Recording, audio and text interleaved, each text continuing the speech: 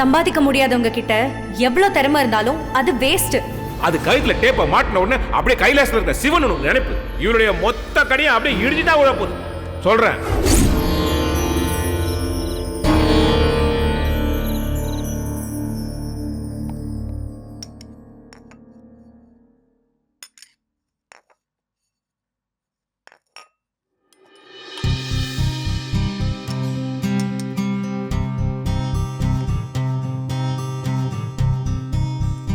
அனாமிகா, அசோக் வரல?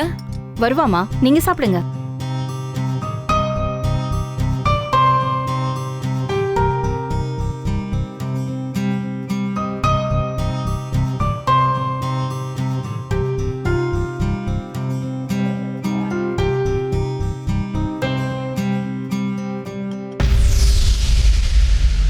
சார்,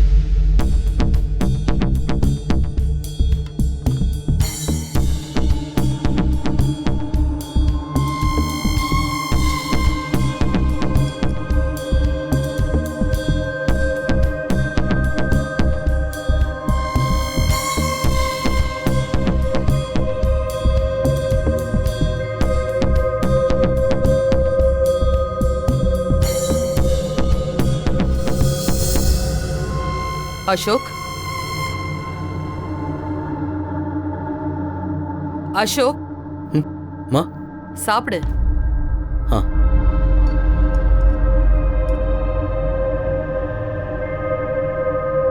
அசோக், அந்த டெய்லர் பொண்ணுகிட்ட பேசிட்டியா?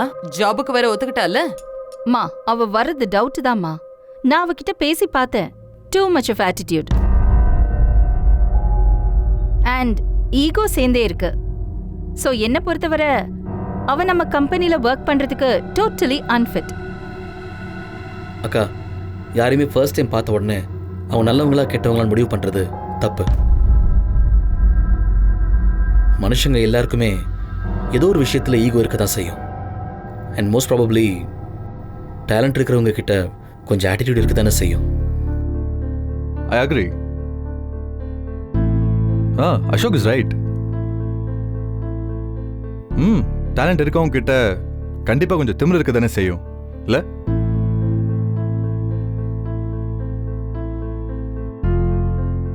That's okay. அதுக்காக ஒரு சாதாரண டெய்லர் கிட்ட நாம எதுக்காக கெஞ்சிக்கிட்டு நிக்கணும்? அக்கா, நம்ம கெஞ்சல, அந்த பொண்ணோட டேலண்ட்டை புரிஞ்சுக்கிறோம், அவ்வளவுதான். இந்த ரெண்டுத்துக்கும் நிறைய வித்தியாசம் இருக்கு. ஏன் கோவப்படுற அசோக்?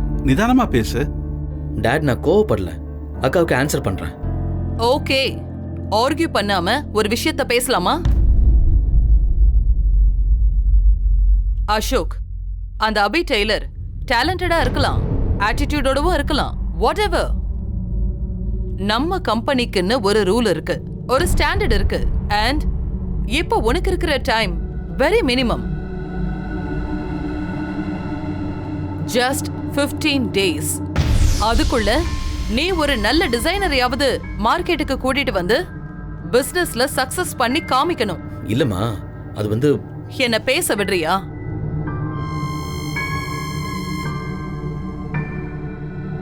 இந்த குரூஷியல் டைம்ல நீ அந்த டெய்லர் பொண்ண வேலைக்கு சேர்த்து டைமை வேஸ்ட் பண்ணாத, புரியுதா? நான் கூட அதை தான் சொல்ல வந்தேன். இட்டாலி, பிரான்ஸ், லண்டன் எங்கிருந்தாவது ஒரு பெஸ்ட் டிசைனரை ஹையர் பண்ணுவோம். வேர்ல்ட்ஸ் பெஸ்ட் டிசைன் ஒன்று ரெடி பண்ணிட்டு மார்க்கெட்ல இறக்கி நாம அச்சீவ் பண்ணலாம். தேவையில்லை. இல்ல அசோக், அவங்க yes, I know, they are the best designers.